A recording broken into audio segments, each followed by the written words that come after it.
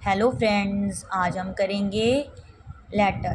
ठीक है, तो इस लेटर में ना सब्जेक्ट नहीं लिखा हुआ, आप सब्जेक्ट ज़रूर लिखना। With the reference to your advertisement in the Tribune dated. अब देखो मैंने ये डेट लिखी हुई है ना, आप अपने उस दिन के हिसाब से लिखना जब ये लेटर आप लिख रहे होगे, या फिर कई बार लेटर में ना दी होती है डेट, तो आप वो लिख सकते हो। अगर नहीं लिखी तो फिर आप उस दिन वाली लिखोगे जिस दिन आप लेटर लिख रहे हो, ठीक है, या उससे एक दो दिन पहले वाली लिख सकते हो। I offer my services as a lecturer in chemistry at your college. तो मैं ऑफ़र करता हूँ अपने आप को लेक्चरर के लिए केमिस्ट्री का आपके कॉलेज में। I passed my MSc examination from Punjab university last year. तो पिछले साल ही मैंने पंजाब यूनिवर्सिटी से MSc एग्ज़ामिनेशन पास किए हैं। आई गोट 79% मार्क्स, मतलब 79% मार्क्स आए हैं मेरे। And won the gold medal, और मैंने गोल्ड मेडल भी जीता है इन BSc। आई गोट 73% मार्क्स। तो BSc में मेरे 73% मार्क्स थे, प्राप्त किए हैं मैंने। I had always been getting marks between 65 and 79%। तो हमेशा मैंने मतलब 65 और 79 के बीच में ही हमेशा जो है मार्क्स गेन किए हैं। In chemistry I never had got attested copies of all the certificates are attached. तो जो मतलब जो अटेस्टेड कॉपीज़ हैं, ऑल द सर्टिफिकेट्स वो अटैच हुई हैं in my college. I had been taking part in many activities. तो college में मैं हर मतलब बहुत सारी एक्टिविटीज़ में पार्टिसिपेट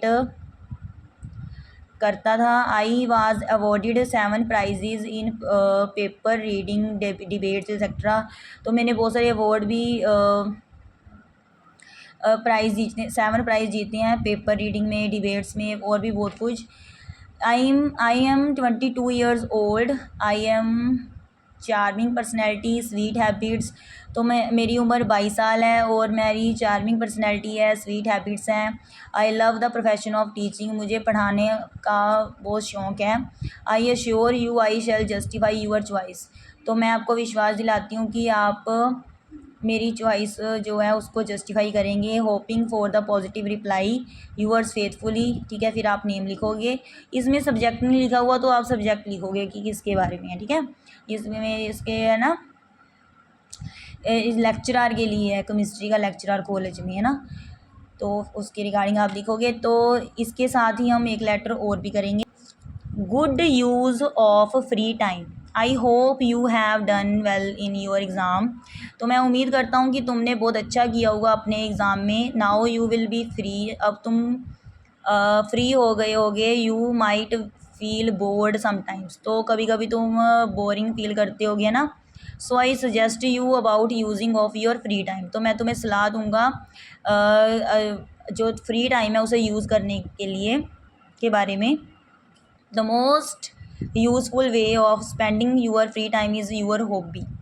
तो जो ज़्यादातर यूज़फुल वे है अपने फ्री टाइम को यूज़ करने का, बिताने का, वो है तुम्हारे शौक़। You have a camera and you can use it.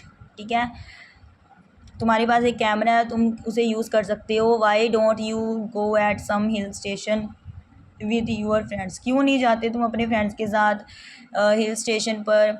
Manali is cheap and good place. ठीक है, मनाली बहुत सस्ता और अच्छी जगह है। Dalhousie is also cheap and good place. Dalhousie भी बहुत सस्ता और अच्छा प्लेस है। A few days tour will refresh you. कुछ दिनों का टूर तुम्हें रिफ़्रेश कर देगा। And your free time will be properly used.